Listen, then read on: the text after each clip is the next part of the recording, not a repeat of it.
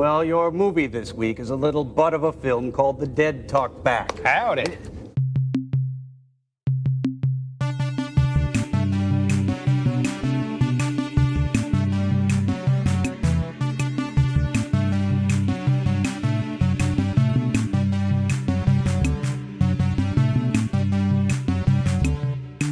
This time we watched Season 6, Episode 3, The Dead Talk Back. In which the dead and a scientist solve crime! And it's got a short, The Selling Wizard. Which does not solve crime! But first, we've got a little bit of, not follow-up, but a little bit of news, because the Turkey Day Marathon of sorts happened, and while there wasn't a lot of exciting host bumpers, as we didn't think there was going to be, there was exciting news attached to it, which is that Netflix is dead, or at least Netflix's control over the 2 seasons of MST3K Okay, is all dead. right. Yeah. I was going to say Netflix is hardly dead these days. K-pop Demon Hunters is still running strong. Yeah, that might be the one reason I go back and watch something on Netflix after a year of not touching it, even though I pay them good money. Oh, my word. Totally worth it, Chris. Yeah, so I hear. But no, seasons 11 and 12 are becoming available on YouTube to watch whenever you want. Ooh, that's exciting, actually. They were part of the marathon stream, and they are there, and we are happy. And if you haven't seen them, you're not listening to this probably, but go check them out or go watch them again. I'm glad they're doing it. So all 13 seasons are on YouTube now? No. Just the first 12? Well, they're unfolding them. They just put up 1104 Avalanche. Ooh. And we do love our Rock Hudson. Yeah, and hopefully they'll be putting the rest of them out soon. It looks like they're just putting them out in order. They're letting them drip out so people get a chance to watch them. I think it's great. Season 13, will it follow? We'll find out. I don't think they've announced that yet. I think it would be lovely if it did. I think they're going to get a lot more success showing these things on YouTube than in their own little box garden. Yeah, fair enough. Although, I mean, I do still like my branded Gizmoplex. I'm not going to lie. I mean, it's a frustrating interface. I don't care to use it. I don't care to figure out how to watch the episodes without it telling me I should pay for it again. Ay. Totally. Season 13, nightmare on the Gizmoplex. But everything else, sweet. Love it. I'm just going to have to change platforms at some point in time, Chris, but I find the opening screen charming, and I don't know. Yeah, sure. It is nice, but I just want to watch the show. Okay, it's fair. That's fair. And I want to talk about the show, so we should get started. That sounds great. This time we watch Season 6, Episode 3, The Dead Talk Back. But first, a short, The Selling Wizard. Anheuser-Busch would like to sell you a range of display units to help you sell a range of frozen products. You know those chests at the supermarket that you reach into to grab some ice cream? Did you know that supermarkets have to buy those cabinets? And that means somebody has to sell it to them and market it to them. So sit back and listen to a narrator and watch a pretty lady in a magician's cape pitch the wonders of these display chests for 12 minutes. That's the short, the end. And now for our feature presentation. The Dead Talk Back is a story of an influential man. We meet Henry Krasker in a small room, and we know immediately that he is a very important adult. He is surrounded by important-looking equipment, so he must be a scientist. He has gray hair at the sides of his temple, so you know he is wise. Rounding out this vision, he wears glasses, so you know he must be super intelligent. And then he talks, and his voice comes out deep and a little dreamy, but also full of authority. And this is why you might not think he's a crackpot when he starts talking about his very important experiments. You know, the ones where he communicates with the dead through radio frequencies. To demonstrate his important science and its uses, Henry proceeds to tell us about a complicated police case where his expertise was instrumental in solving the crime. It all happened at his boarding house, run by a grandma and her family. In residence is a bunch of creepy and or horny men and a hot lady named Renee. One night, Renee gets killed on the front porch by a crossbow, and the police are just baffled by the crime. They're completely unable to gather evidence and track her relationships with those at the boarding house. In interview after interview, no suspects emerge. Or rather, everyone emerges as a suspect. Thankfully, the police realize what a very influential and important adult scientist Henry is, and they ask for his help. After all, Henry can contact the dead, and the dead talk back, which is fortunate because that's the name of the movie. The police gather everyone in Henry's laboratory for a demonstration/discussion with Renee. The complicated-looking machines make noise and flash lights while Henry adjusts dials and calls out through his radio to the dead, to Renee, to name her killer. And whoa! There's a body in the glass behind them. Oh goodness, it's Renee's body. And she rings a bell and she starts to sit up, which makes one of the horny men jump up and say, "I knew you couldn't be dead. I knew I couldn't really have killed you." Which is just weird because we've established that Henry is a really important scientist whose work is totally legit. He talks to the dead, so Renee must be dead. Oh, but wait. In a surprise twist, it's not actually a dead Renee in the glass case. It's just a woman in a blonde wig, and they fooled the schmuck into confessing. Crime solved, but most disturbingly, does Henry really not talk to the dead? I mean, is he really not that great of a scientist? Have I been fooled by the patriarchy again? The end. Meanwhile, on the satellite of love, fire drill! GPC is here to make sure everyone knows what to do in case of a fire. So Mike, Tom, and Crow dutifully follow her around the console a few times until they admit that, yeah, there aren't a lot of fire exits out in space. Well, the Mads have a devious new idea, pinpoint marketing. Like, for example, Nelson cigarettes. The cigarettes that seem to have been made specifically for Mike Nelson to smoke. Unless, of course, Mike isn't Nelson enough to smoke Nelsons. Well, Nelson doesn't fall for the Nelson marketing, but TV's Frank sure does. After some movie, the bots are all excited to talk to the dead, and Mike reluctantly agrees to help them out. And they've set this up as a talk radio show where dead people are going to call in, and it turns out that Abraham Lincoln and Winston Churchill are their first callers. They want to talk about whether the Bills will make it to the Super Bowl. Spoiler, they won't. So then the bots decide to turn the movie's title on its ear. The dead talk back, like the Grateful Dead. And so they dress up like the band and perform a classic song, Cosmic Freight Train. And Crow, wearing a magnificent Jerry Garcia beard, takes a guitar solo. And he's in no hurry to get to the second verse. Eventually, the Mads interrupt the solo, dressed in fedoras with film noir lighting, ready to interrogate Nelson. But Frank immediately confesses to doing, everything. Oh, Frank.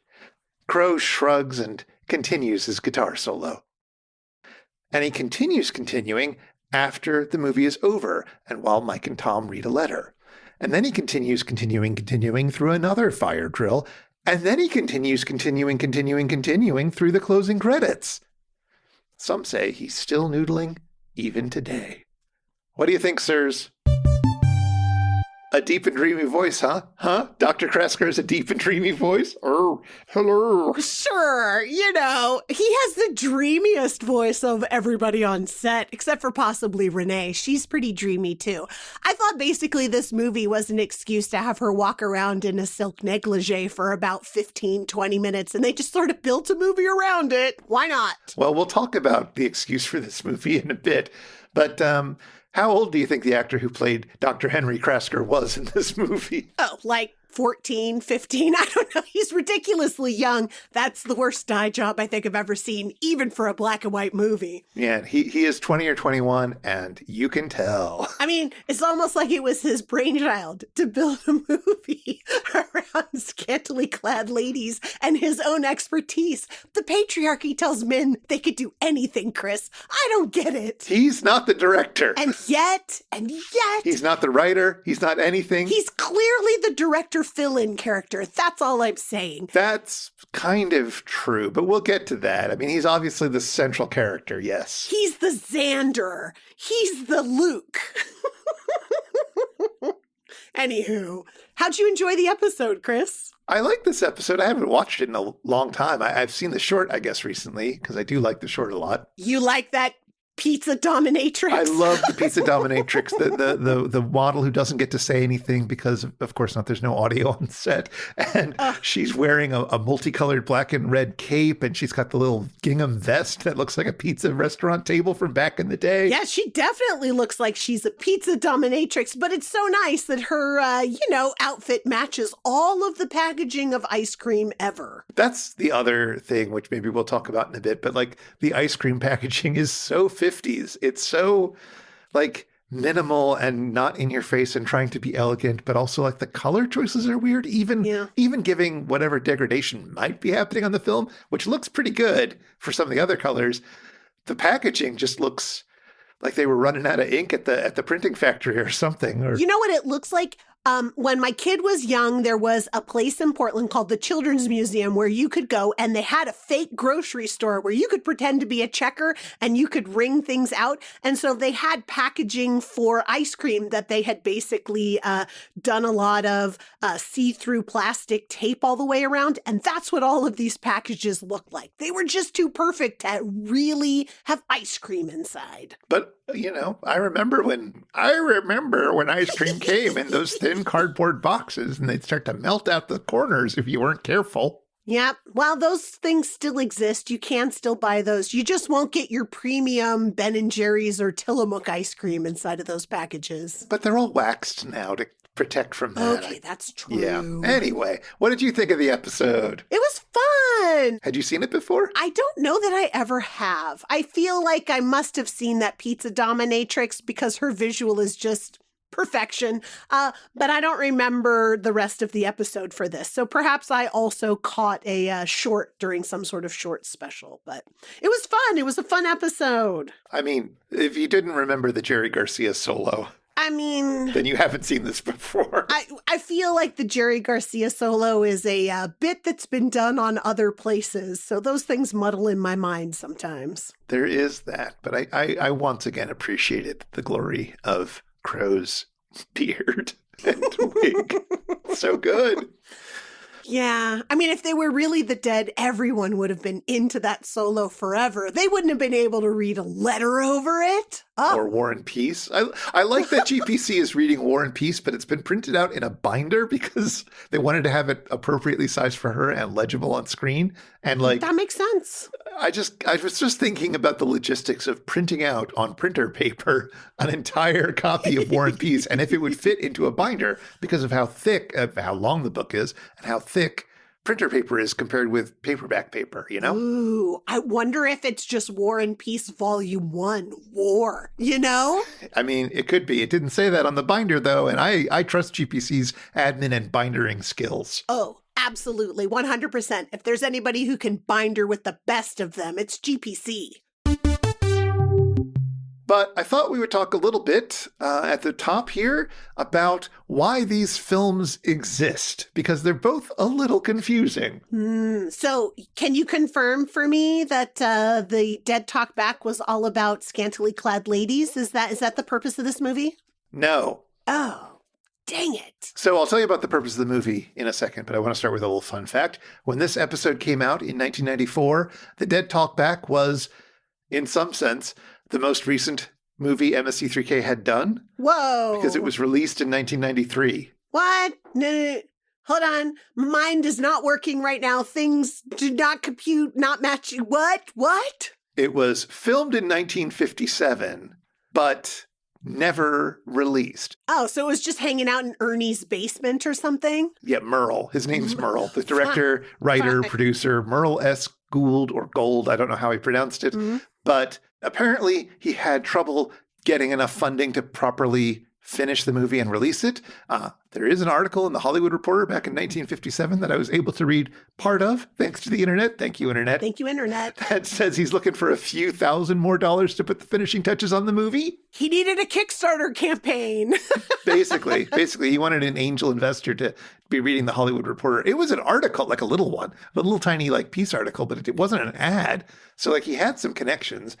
And that wasn't the first time that he'd been in the Hollywood Reporter or got news about his film work, because he did have another film that had come out the year before. And by the year before, you don't mean 1992, you mean 1956? Yes. Okay, so what was the film? The film was called The Body is a Shell. Okay.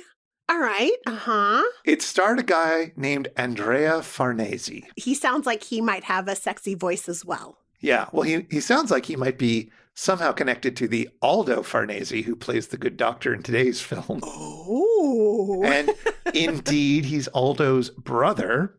Older brother? I believe so. Okay, good, because I don't want to be creepy about this whole deep, sexy voice thing. Well, he's definitely an adult in the movie.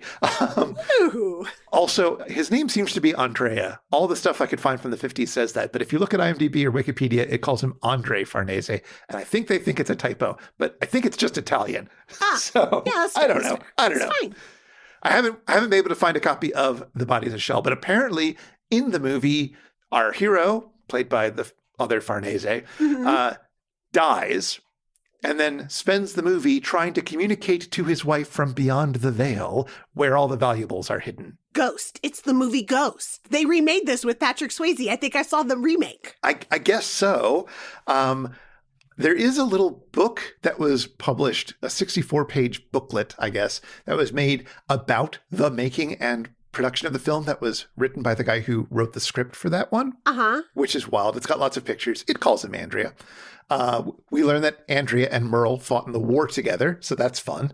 Yeah, I guess. We learned that Aldo, the doctor from The Dead Talk Back, did the camera work for that movie. Oh, so the brothers just switched places for the second movie? And there's a whole FAQ that tells us what happens as we and then after we die.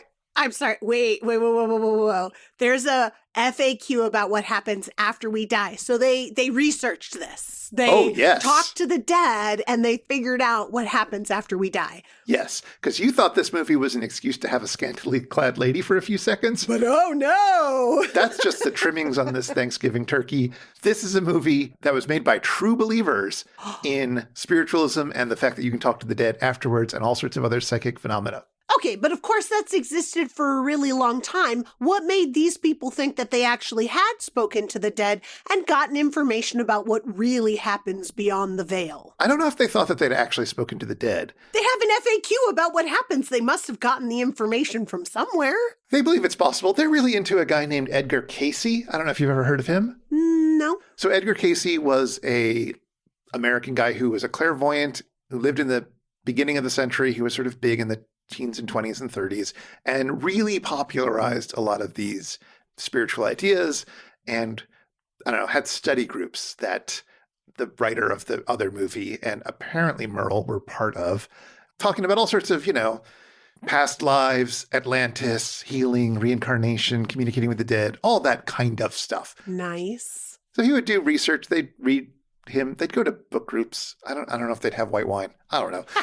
They do book groups and they talk about these things and it's very serious about this. And so Merle made a few movies about this science, this unfolding science. And even after the money drained up and he wasn't really able to make more movies or even finish the ones he made, he kept working in publishing and putting out a magazine about psychic phenomena and all that sorts of stuff. So that's what this movie is about.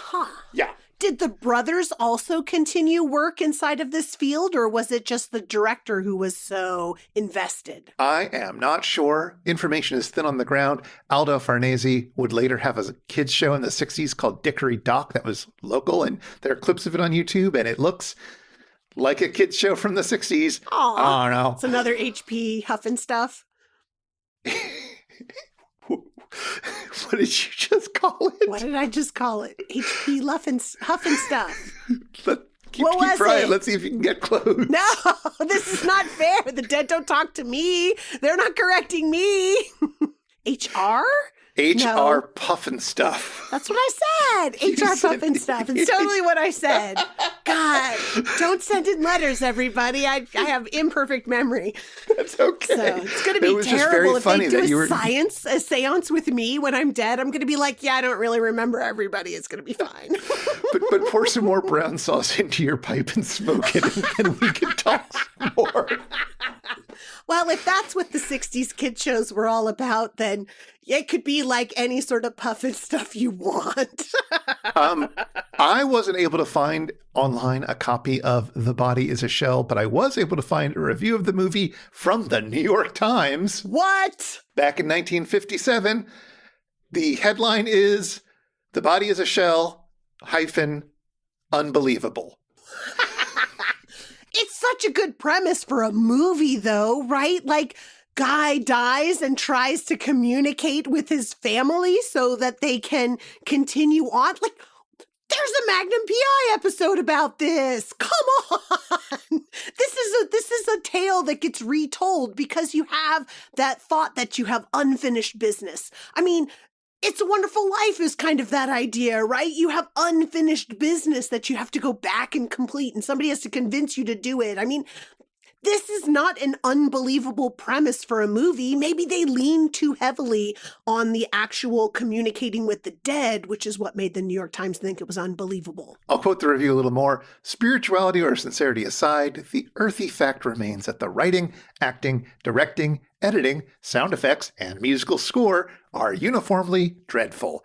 These determined folk may have the inside track on the metaphysical world, but they don't know beans about movie making in this one. All right, that's fair. That is very fair given the evidence of the Dead Talk Back. Yeah. What I mean, the Dead Talk Back is not significantly worse than any other budget movie from the 50s that's silly and earnest at the same time. Well, except for the dreadful miscasting of Aldo Farnese, I suppose so. I mean, they tried. They grayed his hair a little bit. They tried to make him look old and wise. Come on. I totally bought it. Completely. 100%. I have a crackpot theory that I have no evidence for, but I'm just going to float it so that others can see if there's any truth in it who are more diligent researchers than I am.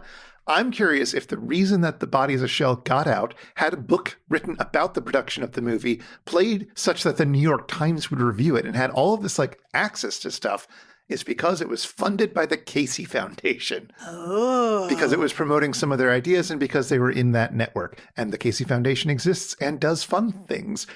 I've received money from the Casey Foundation, weirdly enough. Oh, what did you get money from the Casey Foundation for? It's the weirdest thing. When I was an undergrad, I managed to get a literary award when I was like a freshman for something I wrote. Okay. And I got like $50, $100, I don't know. But with it came a book by Edgar Casey where he explains his theories and a request for a book report. And it was like, this is very awkward. Yeah. You won a thing, but that thing came with a task? Yep. Huh. Yep. Okay. Anyway, so they fund things in weird ways. I'm intimately familiar with that. Maybe they did it. Then they saw the New York Times, hated it, and did not fund the second movie. And that's why he was scrounging for money. Which they, I'm sure, were already in production for. So they'd already started it and then been like, well, crud, where do we go from here? That's my theory. It's probably not true, but somebody figure that out for me. Thank you. Okay, let's talk about The Selling Wizard. Fantastic, because I have to say I was watching this and I was like, I didn't know Anheuser-Busch made refrigerator things to sell to stores, but it totally makes sense. If you want to control how your product is being promoted at the point where people are buying it, you got to design that stuff. Sure, and everybody loves a frozen Budweiser. Apparently somebody does, because there was a riff about beer-flavored ice cream. I can't remember who they said ate it, though. Remember to buy Ed McMahon's Budweiser ice cream. Stop it. Did it really exist? No. I don't think so. I didn't check that, actually. I assumed not because it sounded like a joke. But I will tell you, first off, Anheuser-Busch, the beer company, did develop a lot of refrigeration technology in the late 19th century to keep their beer cold on trains as it was being transported around the country. Very nice. I mean, imagine that started with their Clydesdale drawn carriage of cold beer, too. It might have also done that as well, but all the stuff that I saw was about trains. I don't know. I'm not a full expert on this, but here's the important stuff. They already knew how to make refrigeration and do refrigeration stuff when Prohibition happened. No. God, Prohibition ruined everything. Well, it didn't ruin everything because while it did ruin the sales of Budweiser, it did force them to come up with something else to do. And so many beer makers, including Anheuser-Busch, made ice cream. Oh, but not beer-flavored ice cream. Not hop-flavored ice cream. Nope, regular ice cream that people would want. I've had beer-flavored ice cream, by the way. Have you? How is it? It's odd. Oh. There's probably good beer-flavored ice cream out there. I've had good gin-flavored ice cream. So Yes, you've talked about that before. yeah, exactly. No, they just made ice cream because you know what? Prohibition was when ice cream got really big in America. I mean, you got to trade one vice for another. 100%. You're no longer able to do alcohol. Why not have sugar? Why not have sweet, creamy sugar? Or sweet, I don't know, cocaine in my beverages. That sounds good too. That was before Prohibition, but yes. But I'm going to show you a picture that's in an article that we'll link to in the show notes, which has a fun photo, and I'll let you describe it for the listeners. It's a guy standing next to an old style car, not a Model T, but, you know, something along those lines. And it says AB ice cream on the side. It looks like it's somebody who's hand delivering ice cream. It's like a first ice cream truck.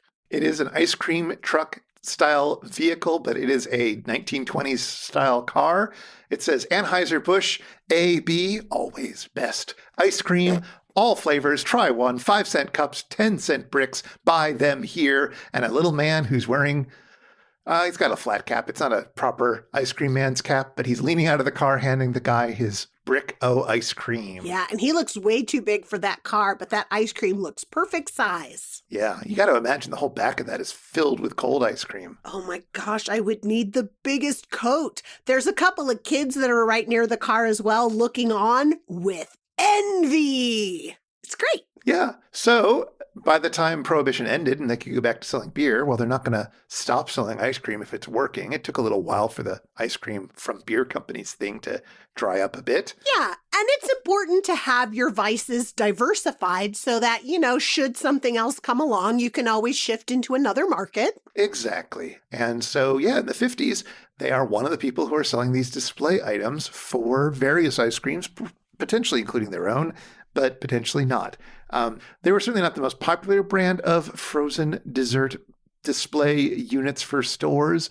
I did go down a little bit of a rabbit hole I wanted to find out how much they cost. Oh. Like Tom, I really want one, but Yeah. I don't need it. I certainly don't need the ones from the 50s that are inefficient as everything. Sure. But still, I don't know. I kind of love those units. I kind of want one. Yeah. I remember them being in like little general stores in small towns in Central California when we were tootling around in the 80s. And it might have even still been the really inefficient ones from the 50s at that point. The displays look very familiar.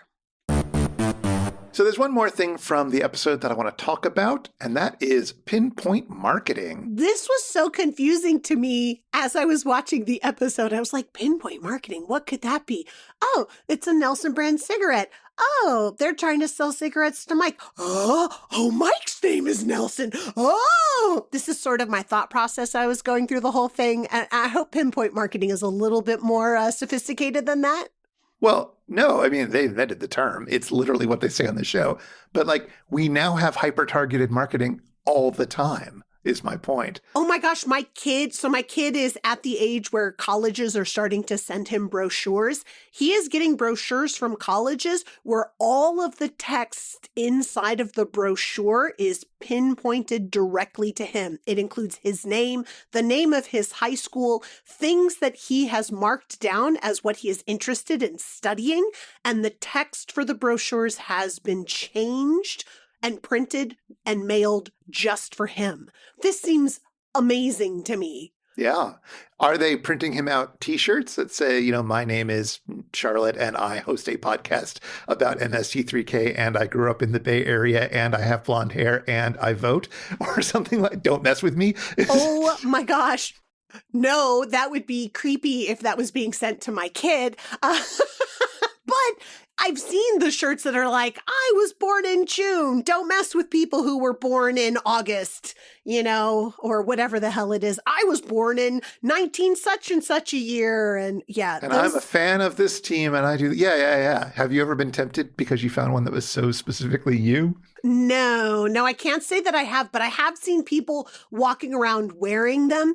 And I appreciate the ones that are like, don't mess with somebody born in San Francisco, more than I like the ones that are like, I have a daughter and a gun. Well, sure. Yes. I appreciate ones that are a little bit more funny and less threatening. Would you wear a T-shirt that says, my name is Charlotte and I host a podcast about Mystery Science Theater 3000 and I was born in the Bay Area and I'm blonde. And I'm blonde and I vote. And I vote. Maybe not with all of that information, but I do have to admit, from many years ago, this is almost a little embarrassing, but I'm going to try not to be embarrassed because it's also awesome. Back when we were in a band together, and we're still in a band together, back in the early 2000s when our band was still live and in the same city, we had buttons made with our pictures on it. And so I have a button that has an Illustrator drawing of me that has my name on it. And I wear that on my lanyard at work. Yay! And so far, not a single kid has been like, hey, that's you on your button. That's you from half your life ago.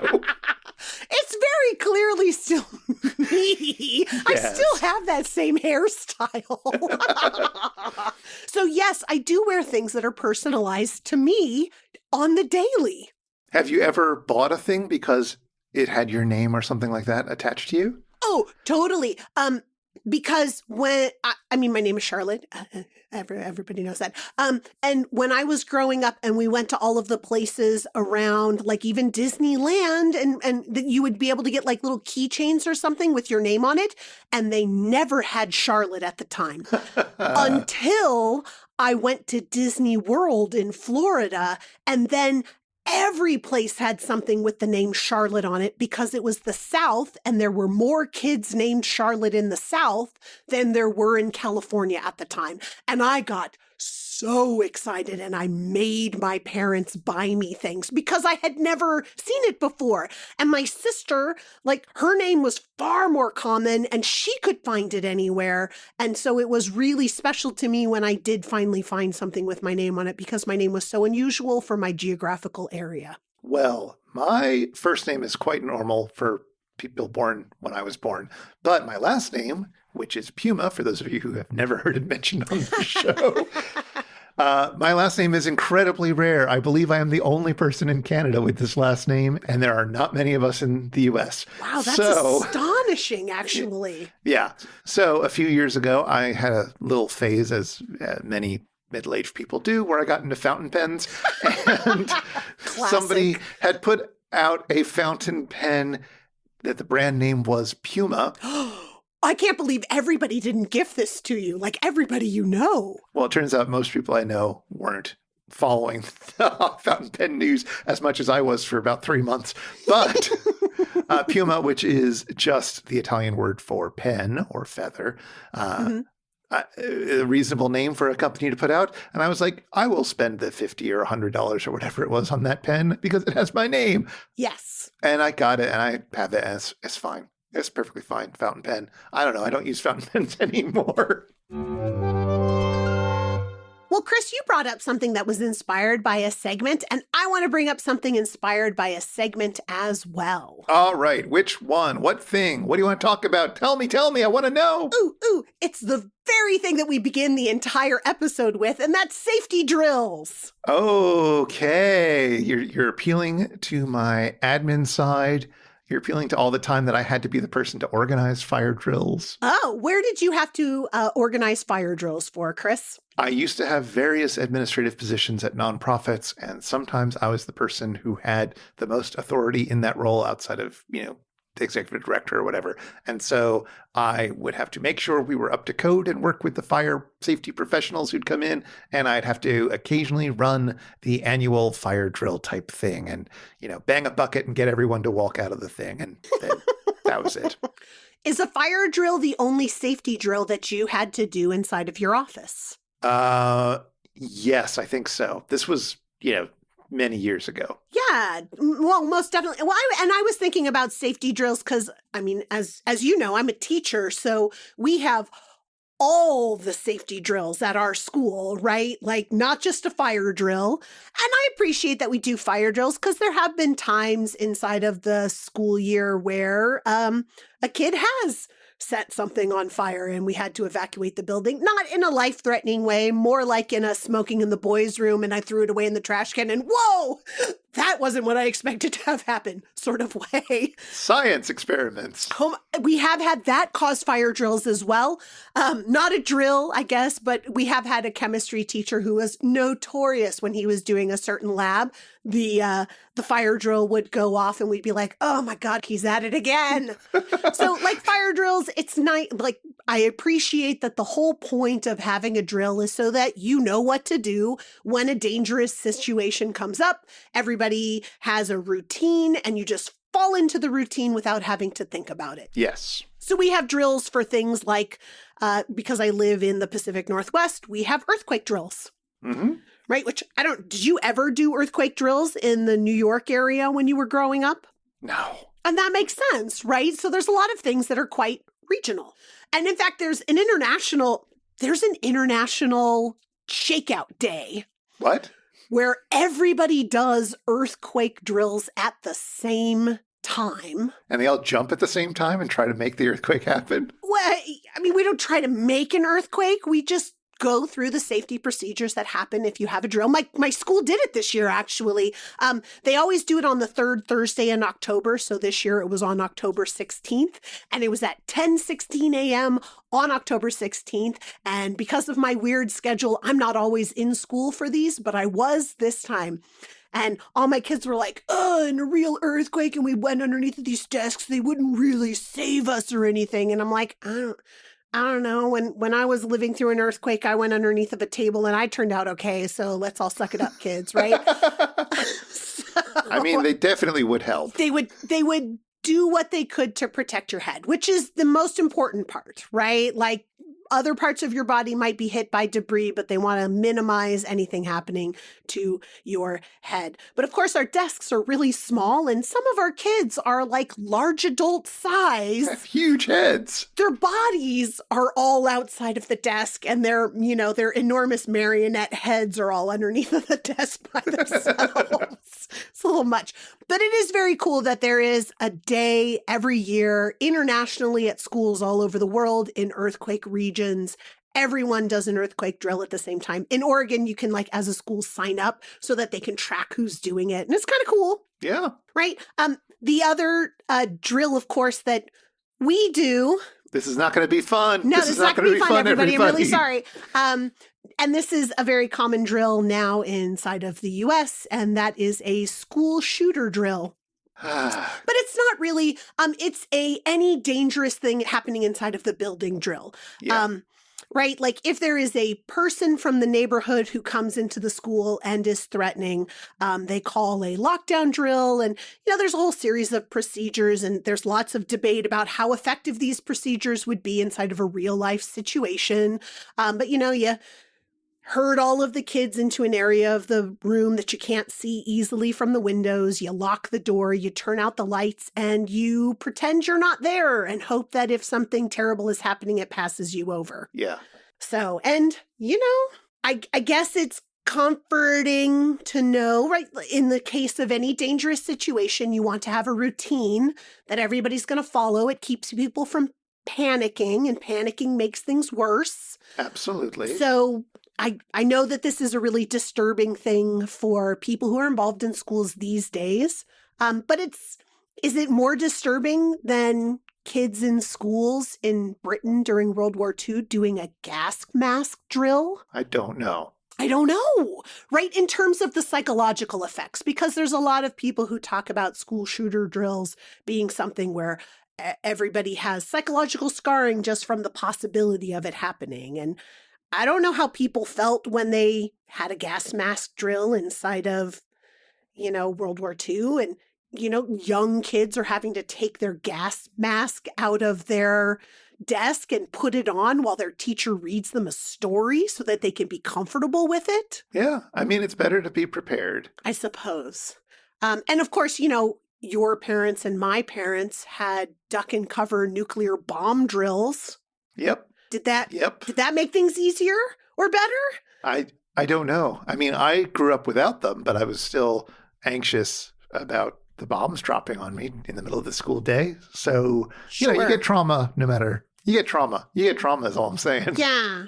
No, it's totally true. And there's other there's other disasters, like natural disasters, that people have drills for now. There's people do tsunami drills now, right? Well, and this is actually kind of an interesting point of connection, because around the time that they did this episode, sometime during season 6, but I wouldn't be surprised if these two things are connected, there were a few PSAs that Mystery Science Theater 3000 did in cooperation with and in support of the Red Cross. Oh, that's amazing. Yeah, I don't know if you ever saw those. I don't think I did. We'll put a link in the show notes. I will send the link to you right now. There's 2 of them. It's a minute-long video. Somebody has uploaded it to YouTube. Thank you, uploader.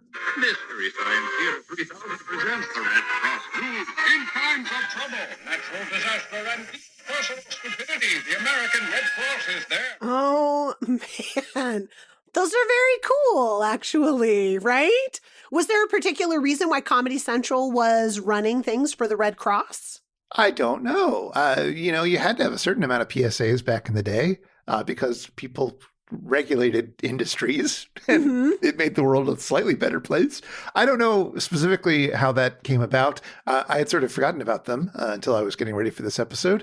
But there's 2 of them in the link. One of them where they're making fun of old newsreel footage, and one where they're having a crisis on the satellite of love and they've been hit by a meteor. But it's all for fun. But seriously, let's help out. And it's a really, I don't know, I think they're really great. And I think they're really compelling. I remember them from back in the day. And I think they do a fantastic job of being funny and snarky and everything that MST3K is, while also being sincere in the way that they're trying to help people in times of need. It's true. They're really good PSAs. I had no idea. And I mean, in some ways, I like the PSA as a follow-up to a drill, right? We have a drill so that we're prepared when a disaster happens. But when a disaster does happen, we also need to have a practiced response to it. There was another thing inspired by the episode, but not by a segment that I wanted to talk about. Okay, hit me. I wanted to talk about seances. We have to talk about seances and talking with the dead. That's the whole point of the movie. I mean, is it the whole point of the movie? As Crow says as we're leaving the theater, hey, I just realized we never talked to the dead.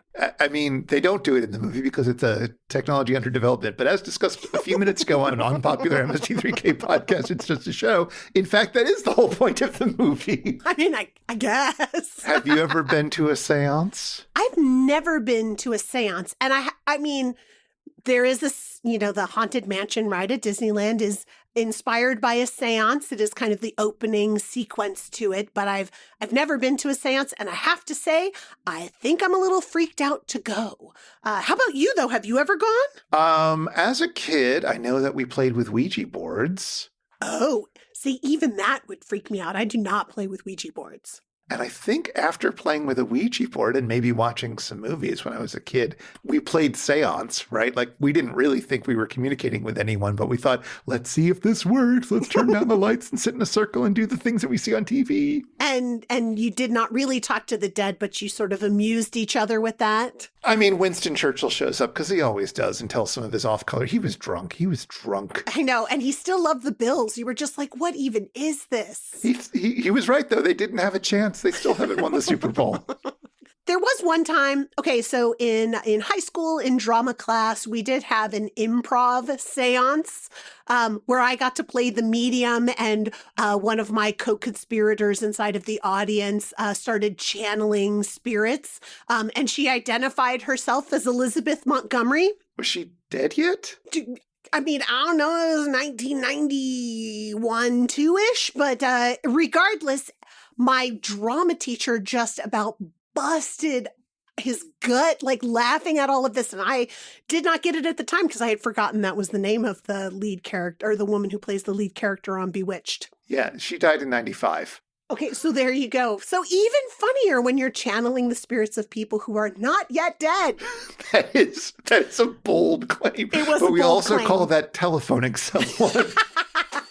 I'm contacting the spirit of Charlotte right now. Hello, everyone.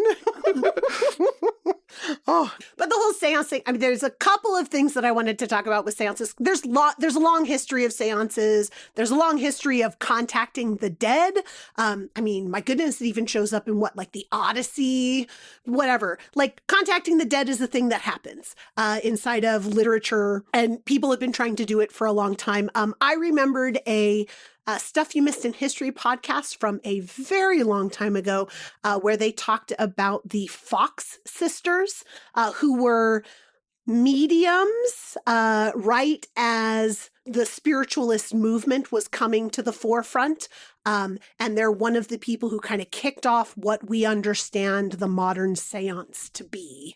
So they were born in the late 1830s, and when they were young, like 11, 12, 13, their family moved to Hydesville, New York. They had a rented house that had, like a history that the whole town knew about, and it kind of freaked their mom out a bit, and they started hearing creepy knocking and noises throughout the house. And then one night, their mom was in talking to them, making sure they weren't freaked out by the noises. And they were like, "Hey, Mr. Splitfoot, do as I do." And they started clapping in rhythm. And then the knocks happened in rhythms. And of course, it freaked their mom out. And then their mom started talking to Mr. Splitfoot and asking who it was. And it turned out it was the spirit of a person who had died inside of the house. The mom had asked how many kids they had and what their job was and all of these things. So like they had worked out this whole yes-no thing for the number of knocks and everything. And the mom got all excited and like called all of her friends over the next day so that they could talk to Mr. Splitfoot too. And like it just became a thing. And then the girls started doing this with larger and larger groups until their older sister, who was closer to adult age, like came back to the house and heard about what was happening. And their older sister said, the dead have spoken to us and we need to take this bigger. We need to charge admission and we need to do this inside of theaters. And they did. And I mean, of course, there were totally like tons of skeptics who tried to prove them wrong. They had, their whole bodies were like checked out to see if they had things on them to try and make the sounds happen or strings attached to them. They had to be bound up, while they were asked questions to talk to the dead around them, right? And they passed all of these tests. They even had a group of ladies take these sisters into a room and kind of strip them down. Okay. And ask them questions, right? At least they were having them go out with people of the same gender. But it was in an effort to legitimize what was happening, right? Because there were so many skeptics. There were so many people who were like, you can't really talk to the dead. You're making this up. You're preying on people, right? You're preying on people's sensitivities. But they passed all of these tests. Skeptics still didn't believe them, but, like haters gonna hate. What are you gonna do? I mean, they're also gonna make some good points, but haters gonna hate. And so these sisters would travel around. They would do large shows. They would also do seances. People paid to go. People were like lining up in order to go to their seances because it was such a rush, to feel like you were like this level of entertainment and this level of personalism. I mean, later on inside of life, some of these sisters came forward and said it was a hoax the whole time. They were actually just cracking their knees or cracking their toes or something to make the sounds. But it's amazing. Sure. Even with confessing that it was a fraud, the sisters still gave seances after that, like recanted their confessions type of thing. So they're really interesting because they're just young kids when this whole thing starts out. But it's happening at a time when so many people were looking towards trying to get answers about what happens when you die, trying to get answers about what happened to their loved ones and whether those spirits are still with us. I mean, you were telling me as we were going into a seance movie that like even Mary Todd Lincoln was way into doing seances because she wanted to contact her dead kid. Yeah, exactly. So there was personal tragedy, and that led to people wanting to talk to the dead. I think it often spikes in interest after a lot of people die. Like influenza happens and spiritualism has a comeback. Mm-hmm. Mm-hmm. I think that's my understanding anyways. And it makes sense because you have so many more people who are left with that feeling of a huge tragedy has happened. It's affected so many people. Where has everybody gone? And I also think that especially towards the turn of the century, science was making so many huge advances that you didn't know which possibilities were going to turn out real or not. Right. So the idea that there would be some kind of science of contacting the dead was perhaps more plausible as a possibility space at a time when suddenly airplanes. Even before that, one of the things that they bring up in that podcast is that these mediums, the Fox sisters, are becoming famous around the time that the telegraph is coming into use widely. And so the idea that like a person could be a telegraph for the dead, right? It's using this idea of science that we see working, and maybe we don't fully understand how it works, and then projecting it onto a person in a situation. Like if the telegraph works, why not a person able to communicate with the dead, especially through all of these pops and these bumps and these knocks, right? Because how is that different from a telegraph? Which is why right now we've got companies trying to make AI grandmas. Grandma died? Don't worry. We've got a replacement of her. She's just like it through the magic of AI, because AI can do, LLM style AI can do anything, maybe. And why not this? Oh. Sure. Ray Bradbury predicted it in a Twilight Zone episode how many years ago now? What, like 60? But now it's a product that you can buy. Don't buy it. Don't buy it. Let grandma rest. Let the dead have a nap. Oh my word. They've earned it.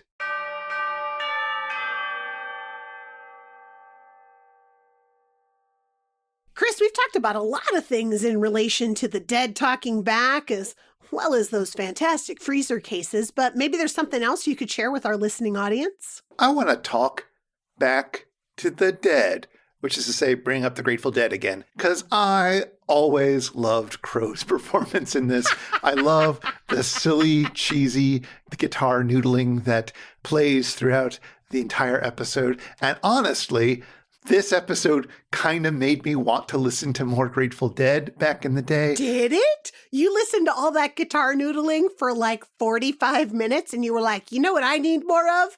I need more Grateful Dead in my life. GPC just seemed so excited about them going from Dark Star into Sugary into Dark Star.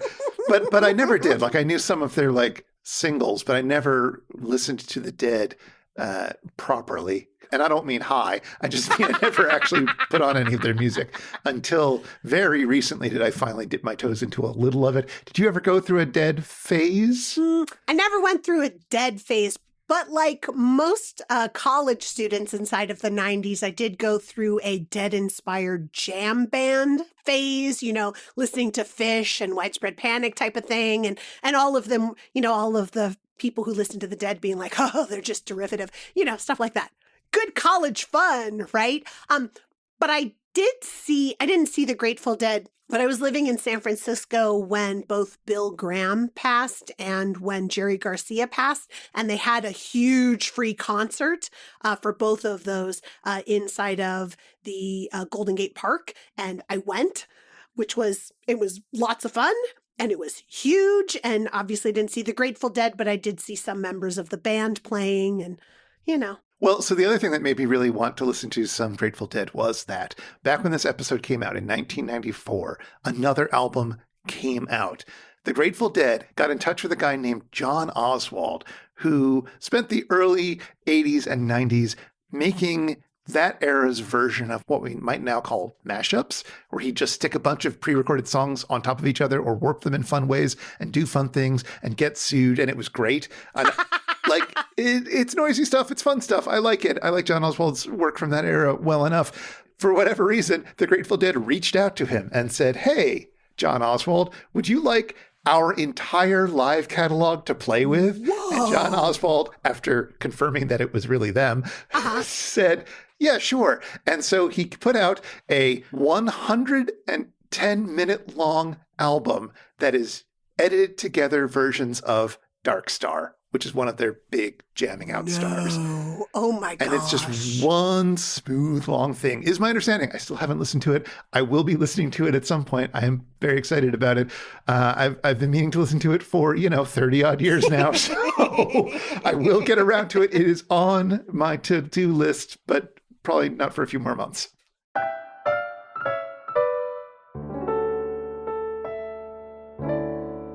If you've been affected by the issues on this show, if you've got a pizza dominatrix on speed dial, or if you'd like to ask us anything, get in touch with us. Our email is info@itsjustashow.com, and we're on Blue Sky. We'd love to hear from you. This show is made possible by listeners like you, and like our randomly selected supporter, Jessica. Thank you, Jessica. For about $1 an episode, you can be like Jessica and help us research and record this show. You can join us in a friendly Discord, and you can listen to all our superfan bonus bits. Find out more at itsjustashow.com/Patreon or patreon.com/itsjustashow. And if you want to follow up on anything that was mentioned today, you'll find links in our show notes at itsjustashow.com/episode/186.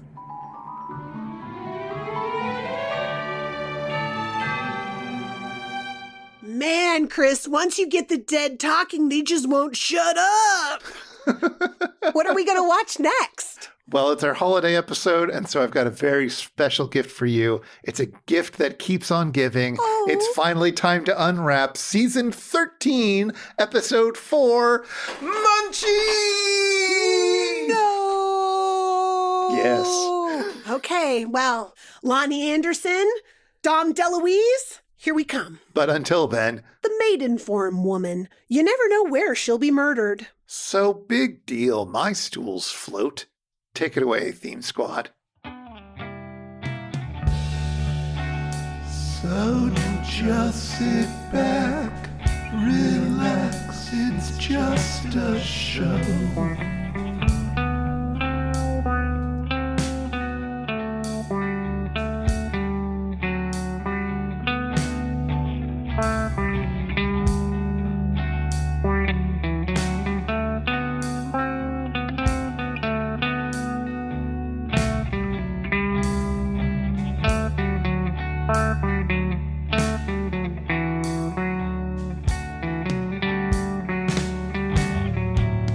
Bye.